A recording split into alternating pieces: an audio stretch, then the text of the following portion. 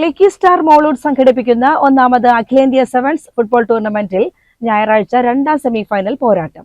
രണ്ടാം പാദ സെമിയിൽ സൂപ്പർ സ്റ്റുഡിയോ മലപ്പുറവും ഉദയ FC പറമ്പിൽ പീടികയും ഏറ്റുമുട്ടും. ഇതിലെ വിജയി സബാൻ കോട്ടക്കലുമായി ഫൈനലിൽ മത്സരിക്കും.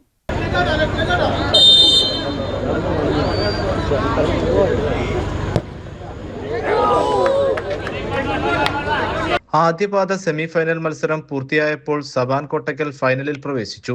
സബാൻ കോട്ടക്കലും ബേസ് പെരുമ്പാവൂരും തമ്മിലാണ് ഏറ്റുമുട്ടിയത്.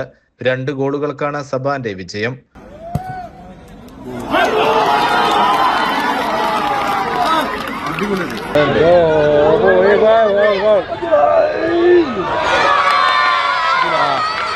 ഞായറാഴ്ചയാണ് രണ്ടാം പാദ സെമിഫൈനൽ നടക്കുന്നത്.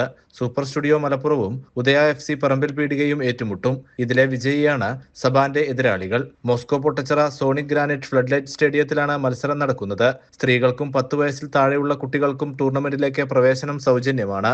ടൂർണമെന്റിൽ നിന്നുള്ള വരുമാനം പൂർണ്ണമായും വിവിധ ജീവകാരുണ്യ പ്രവർത്തനങ്ങൾക്കായാണ് വിനിയോഗിക്കുന്നത്. CCN ചെർപ്പുളശ്ശേരി.